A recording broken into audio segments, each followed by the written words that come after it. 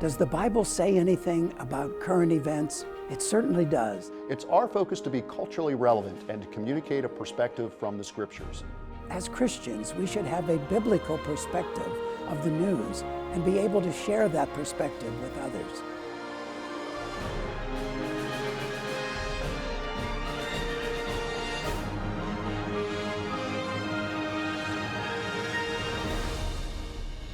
Hello, I'm Rob Fields, Executive Director of the Leaders of Faith Foundation and co-host on the show with Pastor Larry Bird. We're delighted to have you join today's news and biblical views. Our culture today is bombarding us with a message of hurt, pain, and despair. You may be troubled or experiencing these very struggles we read or see in today's news. Well, we're here today to share with you some hope and good news in the midst of all these tensions we face. Jesus of Nazareth extends the greatest opportunity for mankind who are weary and burdened in life. He says, "Come and find rest for your soul by placing yourself under His care and His divine wisdom." We can all trade in our heavy, tiring burdens by learning from Him today. Today we're going to talk about creating jobs and eliminating poverty. There is a lot in the news about people needing jobs and even the unemployed. And this brings an incredible amount of stress and concern to the table. This is not just something we're facing here in our country. Should we, even in the United States, be concerned about people in other countries, especially when there are so many who need jobs in the U.S.? How can we as followers of Jesus play a part in transforming lives and bringing people hope? Well, these are just some of the questions, and we're going to work through that in our conversation today. I'm delighted today also to have David Sims with us, who is the managing partner and founder of Talanton. And we're going to be discussing about this pretty big topic of jobs and eliminating poverty. I'm sure all ears and all hands on deck is like, you got the solution to this, but we're going to work through and navigate through that. But David, glad that you're here. Can you tell us just a little bit about yourself and also where Jesus became a part of your life in that transformation process there? Sure. Well, Rob, let me first start by saying thank you. Really appreciate the chance to have this conversation, and it's a critical topic to just talk about jobs and what do we do to really help people in poverty. So I appreciate this opportunity. When you ask me to talk about myself, it's pretty interesting to me how the Lord had a very different way to grab a hold of me, in that He gifted me as a very good student, and I did very well in high school, and He took me to Wharton and Penn. I did a double degree at Penn, which I did well enough there to get to Harvard. And there's a book written that talks about finding God at Harvard. Well, the Lord got me to Harvard as somebody that was very puffed up, proud of myself, I had done well. But then there's a movie called The Paper Chase, which some of your viewers back in time will remember. It's about a first-year law school professor that terrorized students to prove to them how stupid and inadequate they are. And that's what they do. And on first day at Harvard, class 2, criminal law, guess who was proven to be that stupid? That was what the Lord used me, along with a hallmate who invited me to come to church at Memorial Church at Harvard Yard, and I accepted Christ my very first weekend at Harvard. That was the beginning of my relationship with Him in a serious way. I'd attended church, but I didn't know Him as my Lord and Savior. And from there, I went on to work at Bain & Company. Mitt Romney hired me. Some of your viewers will know that name as well. And then on to lead several different businesses. I had the joy of being a CEO in multiple places. And along this journey, we'll talk about how the Lord led me to work in the developing world as well. Yeah, well, it's fabulous. I always enjoy hearing people's stories. No two stories alike, and where we find Jesus in the least likely places as well. You know, as I was saying, there is a lot in the news about needing jobs and unemployment rates going up in double digits and fluctuating. Can you speak to this need and what people are facing today? Yeah, jobs are an absolute critical part of how the Lord made us. I can take us all the way back to Genesis, right? And before the fall, God gave us a job, and that job was work. We were to work the earth and multiply, make it productive. So work is part of our DNA from the very beginning. The pandemic and the shutdowns have only made the need for jobs in this country even more apparent. I think it's been in the headlines now for 6, 7, 8 months. And all across the globe, the same thing. And interesting, Rob, Gallup, the organization that does polling, Jim Clifton, their CEO, did a poll a number of years ago across all the countries in the world. And the single biggest thing they found across every place in the world is what the whole world wants is a job.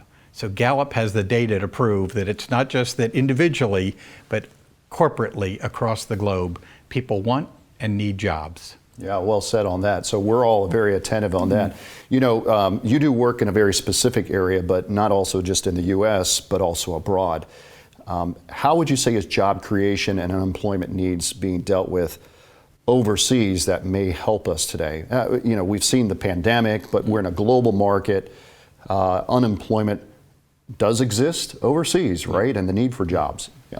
Yeah, and there's some good news and there's some challenging news overseas. So the truth is, we read headlines in this country that talk about the number of people that are unemployed. What we don't see generally in the headlines here is that the number of hundreds of millions of people that routinely don't have jobs in the developing world, and people don't understand the magnitude of the need for jobs. People in this country, because so many of us get a paycheck from an organization. And when I say, well, do you know that in many countries on earth, people, the adults, only 10, 15, maybe 20% of the people get a paycheck. The rest of them are farmers or hustle economy, people that have to be doing tiny businesses of some sort in order to try and create a place where they can have food for their families. So this need for jobs is huge. And without jobs, that sort of income need isn't there to get their kids in school or to be able to do the other things that we spend money on, food and shelter and clothing, security. So that's the challenge over there. The good news is that we're finding some fabulous entrepreneurs, faith-driven leaders that are saying we can do better. We can find a way that we can bring our resources, our talents to the table, our time and talents to actually create jobs through businesses. And that's where we're seeing some real encouraging signs in the developing world that I think we could do better here in the States too. Yeah, and one of the things I really love about our discussion today too is I know when we're talking about unemployment and poverty, it's so easy for us to focus on we, the United States. And really, it's taking the focus off of just us. This is something that's going on globally and listening, and that's what you're bringing to the table of what's going on, particularly even the continent of Africa, but globally too. Here's a graphic here. I just want you to kind of share with our viewers what you mean by this. And I love the field of the flowers and beautiful. But can you create 10,000 jobs with these flowers? What do you mean by that? Well, I would just love your viewers to just ponder that graphic, ponder that question for a moment. Can you create 10,000 jobs? That's a field of, actually, they call them chrysanthemum flowers. They look like daisies, but they're chrysanthemum flowers in Kenya. That happens to be Mary's, a couple of acres that this person that we work through called Mary has fields, and she's growing those flowers. And you see flowers, but she sees a job. And it's because chrysanthemum flowers, when they're grown and then processed through this wonderful client that we have that we work with called Kintegra, they can take those chrysanthemum flowers from 10,000 farmers, 10,000 people like Mary. Those flowers are brought into a plant, and there's something in there that they can create pyrethrum. That's an organic pesticide. So that they take all of those flowers and create this organic pesticide that is in huge demand all across the globe, because those of us that want to eat healthy, if you want to eat organic food, you can't be spraying chemicals on the crops that we eat. So those flowers turned into an organic pesticide, pyrethrum, through this company, Kintegra. And we work with Kintegra, and Kintegra works with 10,000 farmers that are turning those flowers into jobs. And Rob, the thing we like so much is every acre of those flowers can create $100 of revenue per month for every one of those farmers. That's a minimum wage job in Kenya, $100 a month from 1 acre of flowers. Wow, that's a great story and a great example of that. David, we're going to take a break and we're going to come back and continue our discussion as we're going to be looking at creating jobs and eliminating poverty and some things that we can learn even today here in the U.S. and then also what's going on abroad too. We'll be back right after this message.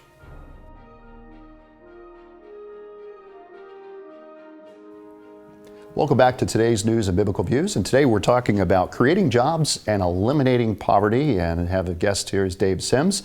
And it's wonderful to hear on how job creation gets promoted. So my question here is, when you're talking about eliminating poverty, if I'm understanding correctly, it's through job creation. Tell me a little bit more about that, because what a great solution, because there's some people that said, well, to eliminate poverty, there are many other solutions on the table, but you're really targeting on the job creation. Yeah. Yeah, and so many of us, we hear about poverty. That's what tugs at our hearts. That's what Jesus talks about. What are you doing to serve the least of these? But poverty is, in some ways, a symptom. People are poor because they lack income. They lack assets. They lack income or assets because they don't have a job that allows them to create that income. So back in my consulting days, we would have called that, let's go look for the root causes. And all of the things that we look at that we can see the symptoms, and it can be things from poverty to human trafficking to civil strife to those sorts of things. Those things come when people lack hope and they're stuck without the income that give them a chance to have a flourishing, better life. Those things come from jobs. So we focus on, let's help create the jobs.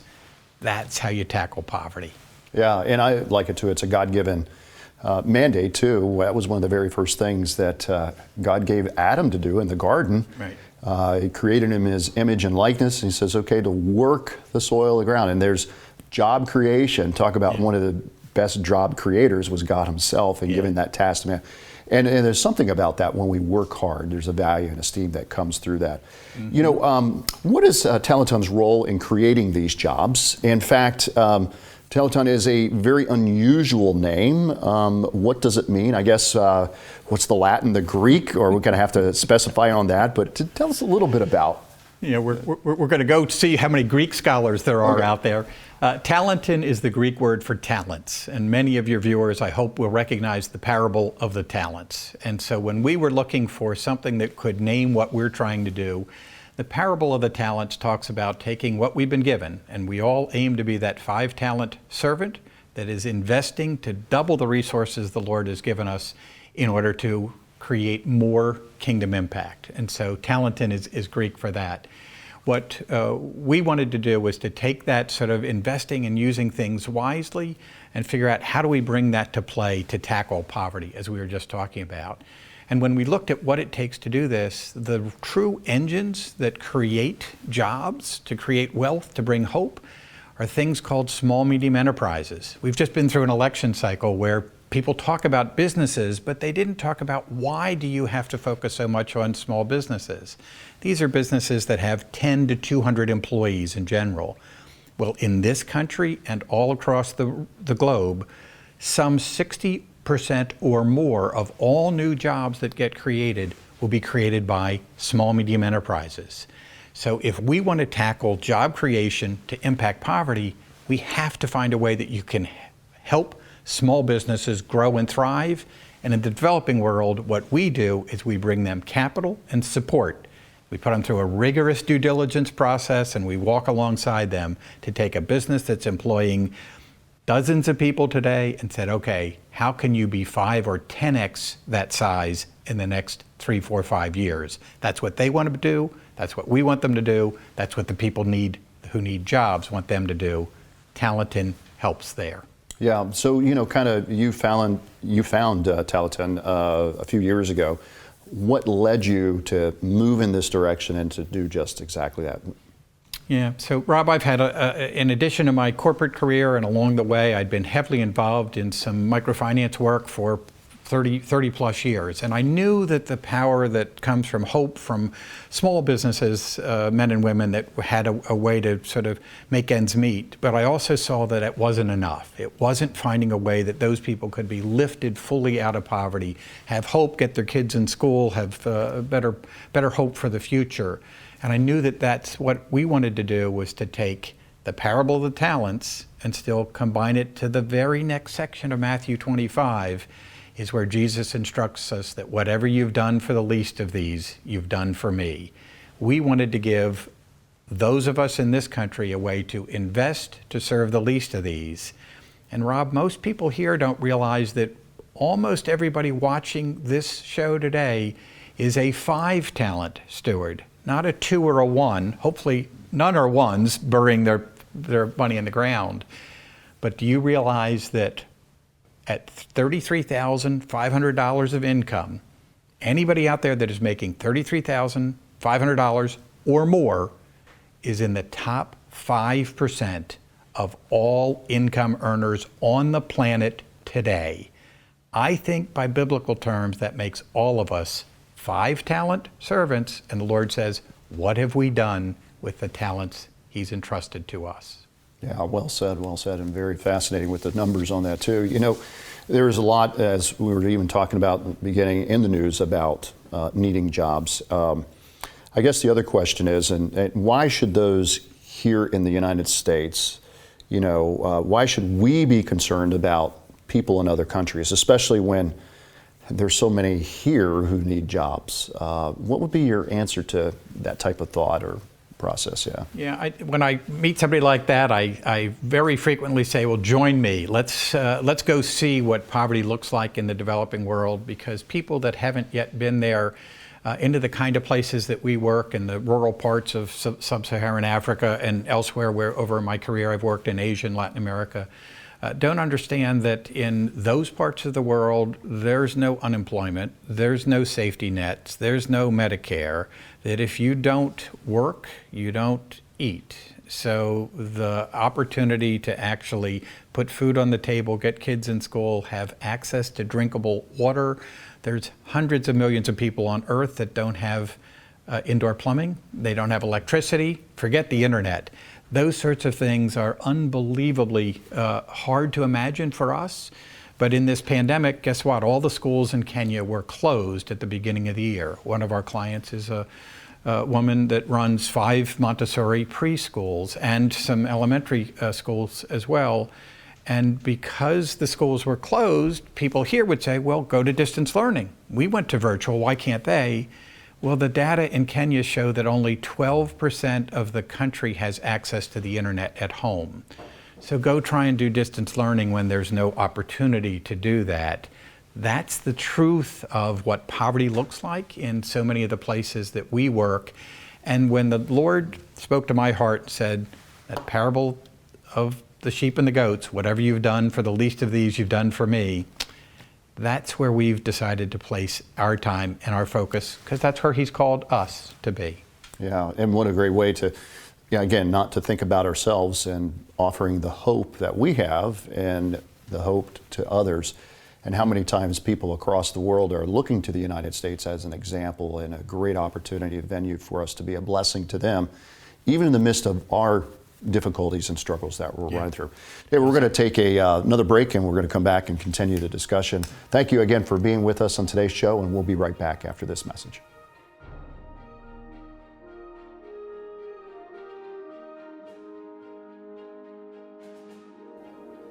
Welcome back to today's News and Biblical Views, and I'm Rob Fields, co-host also on the show with Pastor Larry Bird, and today we're talking about creating jobs and eliminating poverty. David, I know that there's a lot of challenges that are facing people across the world. In particular, we'll just kind of zoom in on the continent of Africa. I know even this last week I had a conversation with some folks that were in Ethiopia, and farmers not being able to get the harvest because of COVID that's taking place. And the poverty issue that increases because of the jobs and the lack of the unemployment is just what it's doing economically.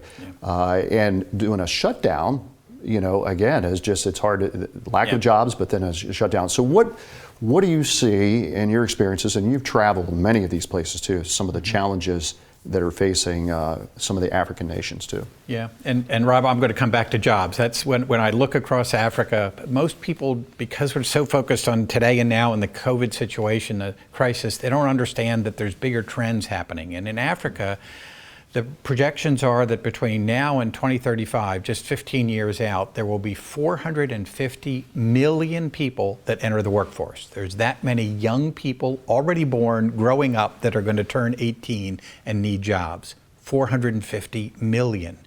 Well, all of the statistics that the gurus can say, there'd be 100 million jobs. That's the population of the U.S. left unemployed in Africa. That leads to poverty, refugee flight, human trafficking, all of the ills that can happen when people don't have jobs and work. So I'm going to say the big thing for me is jobs. And when I look at part of the solution to that jobs is we don't have capital to fund those businesses that can create the jobs. And this is called the missing middle. Capital doesn't flow to Africa from Christians and non-Christians. All can be involved in meeting the needs because these businesses are too big for microfinance, too small for commercial banks. So jobs and capital to create the jobs are the linked solutions that I think to address that problem. You know, you also mentioned about Talanton's investment in Rwanda that was started because of a toddler in a coma with a deaf mother. How did that happen? Can you tell a little bit about that occurrence? Yeah, we've decided to focus our start of Talanton in Rwanda and Kenya and Uganda, and this is a fun story for me. There was an American who read a story about a toddler in a coma, and the toddler in the coma couldn't be helped because the mother was deaf. And he sold his business, moved from Washington State to Rwanda, and looked for a business to start, and started this company called Masaka Creamery. And he said the Lord led him to do that, and he knew that whatever he did to start that business, he wanted to hire that toddler's mom. Well, it turns out the toddler's mom, being deaf, had in her life been marginalized, abused, abandoned, just all of the things that we just grate against. And John Porter is his name. He said, I'm going to do something about that. And he founded Masaka Creamery, gave her a job sweeping floors because she didn't even know sign language, connected her with a church who taught her sign language. She wasn't deaf. I mean, she wasn't dumb, she was deaf, meaning she wasn't stupid. And with sign language, she had a chance to actually grow up. And today that woman, Nyanya, is a quality control specialist at the factory. And as if that weren't enough, half of the 45 employees at this factory are deaf employees, taught sign language. Everybody in the factory is taught sign language. They do Bible studies in sign language. And this one company is sourcing dairy product, raw milk, from 2,000 farmers to provide even more jobs across the landscape of Rwanda. That's the kind of thing that just makes us so proud to be doing the work the Lord's called us to do. Yeah, that's spectacular on that, to see lives transformed like that. So speaking of kind of lives transformed, so how can we as even Christians play a part in transforming lives and bringing people hope? Yeah, and I'm a huge fan of just seeing where the Lord has called you. But if this conversation about what can you do to actually personally be involved in tackling poverty in a meaningful way, we'd invite any of your listeners to come learn more at talantonllc.com.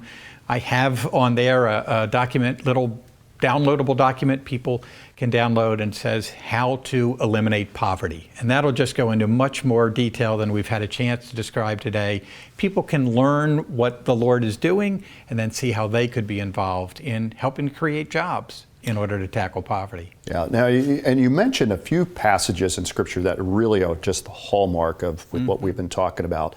Any others that come to your mind or that you would really just want to highlight of some hope that we find in the Scriptures dealing about poverty and job creation? Well, the ones we've talked about are there. I think if we take people to Isaiah, there's so many chapters of Isaiah that just talked about what's the fast that I've called of you. It's to sort of it's to serve the least of these, or I'll take us all to Micah 6:8. And, you know, what are we called to do but to do justice, love mercy, and walk humbly with our God? And I think when you dwell on that passage, the do justice, love mercy, I think that's all about tackling how do we make a difference in the lives of the kind of people that we've been talking about today, those that are some of the very least, and meditating more on that passage in Matthew 25 and wrestling with parable of the talents, and now recognize I'm a 5-talent servant.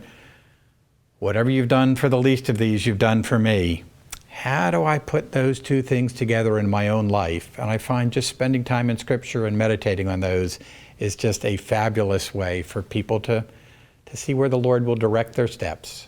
So, yeah, a wonderful heart. I just appreciate so much with what you've been saying and sharing. Again, the value of what we've been talking about, not just thinking about ourselves. Of course, many of us are going through some very trying times, whether without a job and the poverty issue, but how we can still be a blessing to others as well. So thank you so much, David, for just being with us and having this wonderful conversation today. Well, thanks, Rob. Well, Proverbs 22:2 gives us this perspective. Rich and poor have this in common. The Lord is the maker of them all. You know, Jesus did teach us on a number of occasions about wealth and about riches.